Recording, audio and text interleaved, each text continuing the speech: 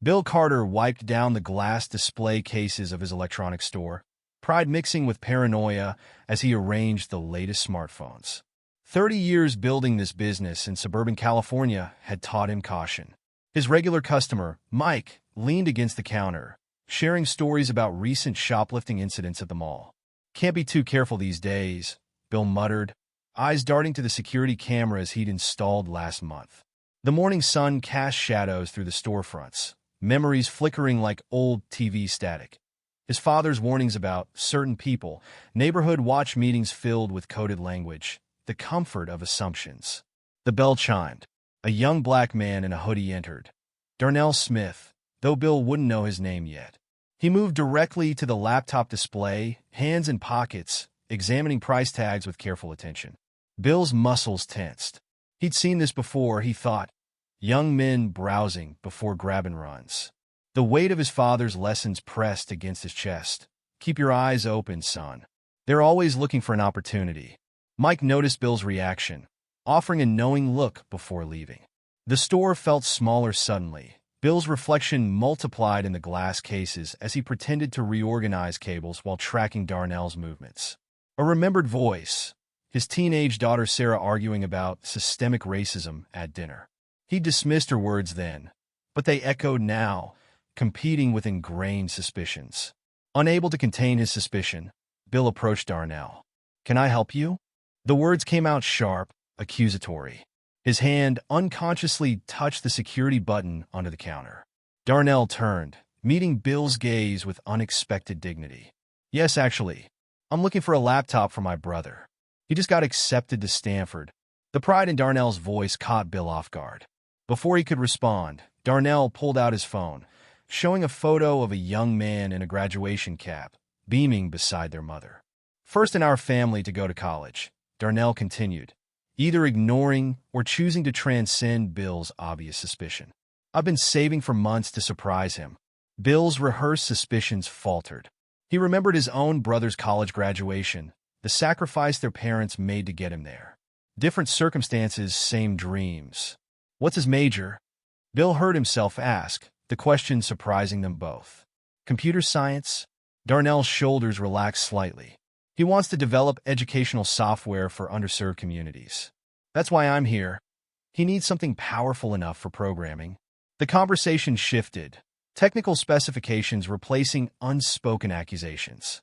Bill found himself genuinely engaged, sharing knowledge accumulated over decades in the business. As they discussed laptops, life stories emerged. Darnell described working night shifts at a warehouse while taking community college classes. Each detail challenged Bill's assumptions. "It's not just about the laptop," Darnell explained. "It's about showing my brother that his dreams matter, that we believe in him." Bill remembered his daughter's impassioned speeches about privilege and opportunity. She tried to explain these very struggles, but he'd never truly listened. "When I was younger," Bill found himself sharing, "my father owned this store. He had strict ideas about who belonged here and who didn't." The admission felt like removing a heavy coat. Darnell nodded, understanding the implication. "My first job interview, the manager followed me to my car afterward. Assumed I'd stolen something." They stood in silence, decades of prejudice and pain hovering between them. Bill thought about every customer he'd followed, every assumption he'd made. "Your brother," Bill said finally, "he'll need something with good graphic processing for coding." He pulled out a laptop from behind the counter, his premium stock. "This one's not on display yet." Something shifted in the store's atmosphere. Trust, fragile but real, began to grow between them. Word spread about Bill's changed attitude. Some longtime customers grumbled about the store becoming too political, but others brought their children in, appreciating the inclusive atmosphere. Sarah, Bill's daughter, proposed transforming part of the store into a tech education center. "Dad, we could offer coding workshops, help kids who can't afford regular classes." Darnell's brother became their first success story. His Stanford acceptance inspired other young people in the community. Bill found himself mentoring aspiring entrepreneurs, sharing business knowledge he'd once guarded jealously. The store's transformation wasn't smooth. Anonymous comments appeared on review sites, warning about declining standards. Bill's old friend Tom stopped coming in, claiming Bill had gone soft. But new customers replaced the old. A local youth group asked to hold their technology club meetings in the store. Parents sought advice, not just about purchases, but about supporting their children's tech ambitions. One evening, Bill overheard a young black girl tell her mother, "I want to own a store like this someday." The comment brought tears to his eyes, remembering all the dreams he might have crushed with his previous attitude. The backlash intensified when Bill announced free weekend coding workshops. Tom organized a protest outside the store, claiming Bill was discriminating against traditional customers. Local news picked up the story. Bill found himself defending his choices on camera, articulating beliefs he was still learning to understand. "Every kid deserves a chance to succeed in technology," he stated, surprising himself with his conviction. Darnell stood beside him during interviews, their unlikely friendship becoming a symbol of change. But threats followed: broken windows, hate mail, calls for boycotts. Sarah faced bullying at school from children of Bill's former friends. Instead of retreating, she started a diversity club, using the store as their meeting space. The pressure forced Bill to confront his remaining prejudices. Each challenge required him to choose: return to comfortable bias or push forward into uncertainty. Anonymous emails revealed plans to take back the store through coordinated harassment. Bill installed new security cameras, not to watch customers now, but to protect them. The community rallied. Customers volunteered to guard the store. Local tech companies offered support for the workshops. What began as one man's transformation became a movement. Tom's protest turned violent when counter-protesters arrived.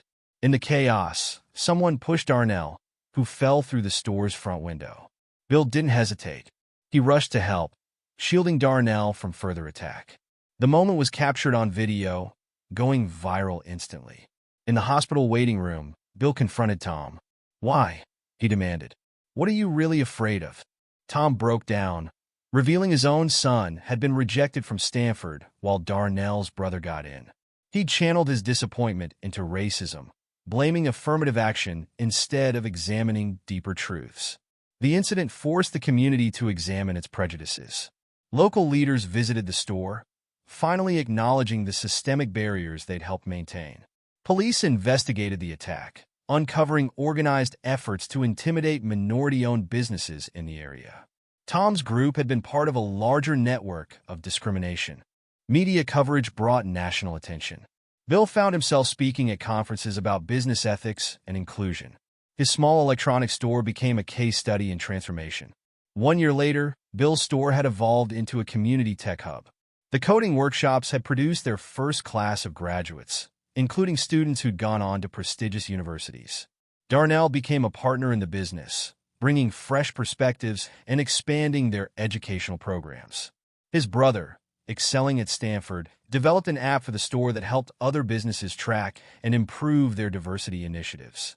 The broken window was replaced with a mural celebrating unity through technology.